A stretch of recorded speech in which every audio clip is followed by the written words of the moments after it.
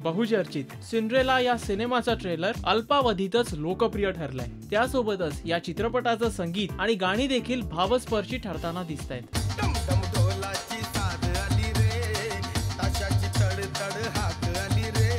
आनंद शिंदे यांच्या स्वरातील गीतांना पंकज पडघन यांचं संगीत चित्रपटातील प्रत्येक सीनला अक्षरशः 4 चांद लावून तो जिवंत केलाय। या सिनेमाचे गायक आनंद शिंदे आपल्या गाण्याबद्दल आणि एकूणच सिंड्रेला फिल्म बद्दल काय बोलतायत ते आपण पाहूयात। मी सिंड्रेला चित्रपटाचं गीत गायलेलं आहे आणि खरोखरच गाताना असं वाटत होतं की मीही डान्स करावा आणि खरोखरच गाणं ऐकताना डीजे वरती ज्या वेळेला गाणं वाजेल त्यावेळेला खरोखर नाचायला भाग पाडेल प्रेक्षकांना, असंच हे गाणं आहे।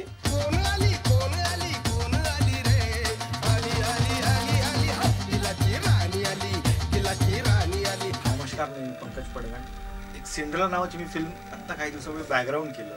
ही फिल्म माझ्याकडे आली, मी फिल्म बघितली तर तेव्हा माझ्याकडे रफकट होता। रफकट बघून मला एवढं जज करता आलं नाही फिल्म एक्झॅक्टली कशा टाईपची आहे वगैरे।